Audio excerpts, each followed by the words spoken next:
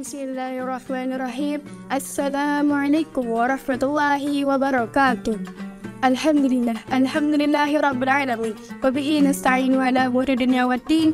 Wassalatu wassalamu ala asyrafil anbiya'i wal mursalin sayyidina wa maulana Muhammadin wa ala alihi wa sahbihi wa sallam. Rabbi shrah li sadri wa yassir li amri wa hlul 'uqdatam min lisani yafqahu qawli, amma ba'd. Segala puji dan rasa syukur yang mendalam saya limpahkan kepada Allah Subhanahu wa Ta'ala yang telah melimpahkan juga rahmatnya kepada kita semua. Dan tak lupa kita hanturkan, kita junjungkan salawat serta salam kepada Nabi besar kita, baginda Nabi Muhammad SAW, kepada para sahabat, keluarga dan para umat Nabi SAW. Nah, pada kultum kali ini saya ingin menyampaikan sebuah materi yang berjudul sedekah tidak akan mengurangi harta. Mari kita bahas tentang sedekah di dalam agama Islam. Sedekah selalu disebut menjadi penolong bagi setiap umat, sebab siapapun yang bersedekah akan mendapatkan pahala dan rahmat dari Allah Subhanahu wa Ta'ala. Sifat membantu yang ada di diri seseorang menjadi kemurahan hati dan akhlak yang mulia bagi orang tersebut. Islam selalu menganjurkan kepada setiap umatnya untuk selalu bersedekah atau berbagi dengan sesama, dengan kewajiban berzakat yang merupakan kewajiban bagi setiap umat muslim, yaitu berupa pengeluaran harta. Orang-orang kaya membutuhkan orang miskin untuk melakukan sedekah, sebagaimana yang disebutkan oleh Nabi Muhammad SAW dalam hadis, "Hal tunsaruna wa turzakuna illa bidu'afaikum," yang artinya tidaklah kalian ditolong dan diberi rezeki melainkan karena adanya doa orang-orang lemah di antara kalian. Hadis riwayat Bukhari.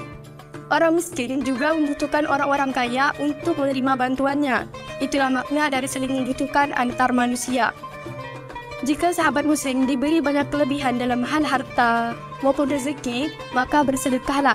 Yang terpenting adalah sedekah ini akan selalu memberikan keberkahan tetapi tidak mengurangi harta kekayaan. Nabi Muhammad SAW pernah mengatakan, "Mana qasamalu 'abdin min sadaqah," yang artinya tidaklah harta seorang berkurang karena sedekah. Hadis riwayat Tirmizi.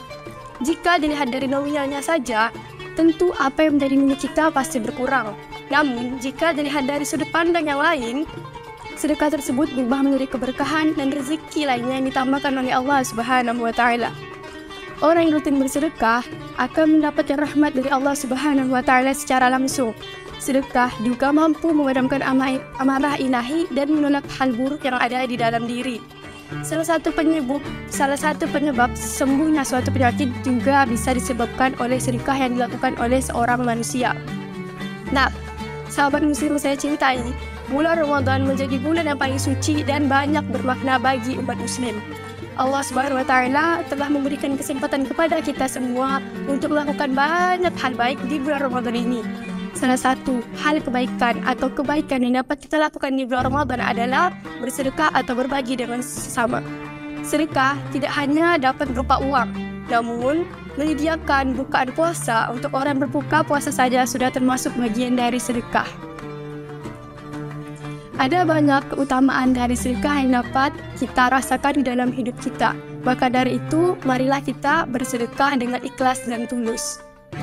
Nah, sedekah tidak ada dalil atau tidak ada dalil Al-Quran atau hadis yang menyatakan bahwa sedekah membuat seseorang menjadi miskin. Namun, justru sebaliknya, sedekah membuat kehidupan seseorang menjadi serba berkecukupan. Mengapa demikian? Karena Allah Subhanahu wa Ta'ala telah berjanji, barang siapa yang mau bersedekah, maka akan dilipat gandakan sampai 700 kali.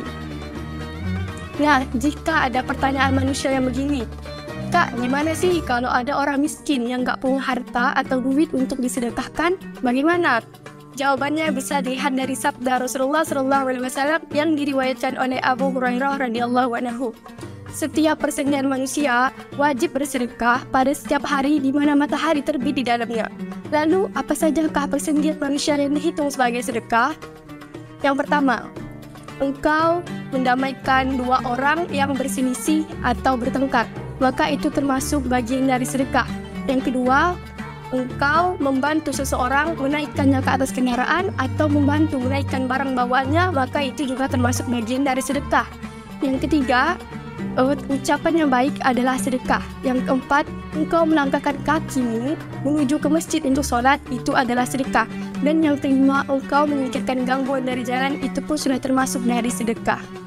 Nah, mungkin itu saja yang dapat saya sampaikan pada kultum kali ini. Semoga bermanfaat bagi kita semua dan semoga kita tergolong sebagai orang-orang yang ahli sedekah.